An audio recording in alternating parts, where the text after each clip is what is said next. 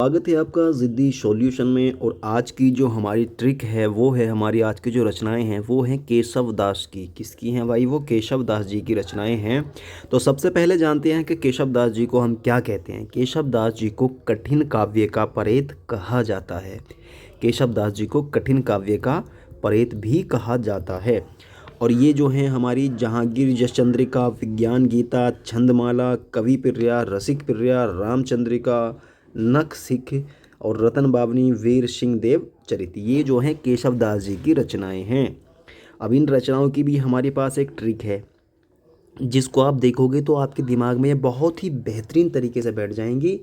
और आप जो है इस ट्रिक को देखें और इसको आप बार बार रिवाइज करें। तो केशव दास जी, केशव दास, अगर किसी भी रचना के अंदर स्टार्टिंग का जो नाम है उससे इंडिकेट ये होता है कि ये जो सारी की सारी रचनाएं हैं वो किसकी हैं भाई? केशव दास जी की हैं। या जो भी जिस भी कवि का नाम या जिस भी रचनाकार का नाम यहाँ पर लिखा होगा स्टार्टिंग में, ये अगली वाली जो भी सारी रचनाएं हैं वो सारी की सारी उसी की होने वाली हैं। ठीक है। तो केशव दास कठिन काव्य का परेत है। केशव दास क्या है भाई? कठिन काव्य का परेत है। जहांगीर जस चंद्रिका को बिल्कुल भी पसंद ना आई। कौन सी वाली? यह बात जो है ना, जहांगीर, ये यहाँ पर रह गया थोड़ा, यहाँ का परेत है। यह बात कौन सी वाली? यह जो बात है वो किस है? ये लिख लेना आप यहाँ पर कि केशव दास जो है कठिन काव्य का परेत है। केशव दास कठिन काव्य का परेत है। यह बात जहांगीर जस चंद्रिका, जहांगीर जस चंद्रिका को बिल्कुल पसंद ना आई। और वे विज्ञान गीता छंदमाला लेकर, क्या लेकर के? विज्ञान गीता छंदमाला। इसको एक साथ याद करना कि विज्ञान गीता छंदमाला लेकर, जबकि ये दोनों अलग अलग हैं। विज्ञान गीता अलग है और छंदमाला अलग है। क्या हुआ? तो वो विज्ञान गीता छंदमाला लेकर कवि रसिक प्रिया के घर पहुंच गई। कहाँ पर पहुंच गए भाई? कवि रसिक प्रिया। इसको भी आपको एक साथ याद करना है।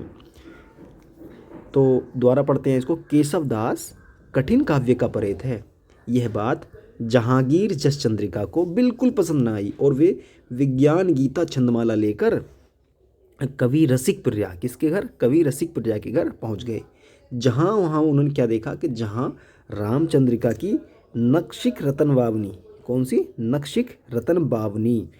रामचंद्रिका, रामचंद्रिका की क्या? नख सिख रतन बावनी वीर सिंह देवचरित के पास मिली। किसके पास मिली भाई? वीर सिंह देवचरित के पास मिली। किसकी? रामचंद्रिका की नख सिख रतन बावनी जो है ना, वो वीर सिंह देवचरित के पास मिली। तो ये थी हमारी केशव दास जी की रचनाओं की याद करने की तरीका, याद करने की ट्रिक। इससे आपकी जो रचनाएं हैं ना वो आपके दिमाग में बैठ जाती हैं और वो बहुत ही लंबे टाइम तक याद रहेंगी आपको। ठीक है। तो वीडियो अगर अच्छी लगी हो तो वीडियो को लाइक, शेयर, कमेंट करना ना भूलें और चैनल को सब्सक्राइब कर दो यार।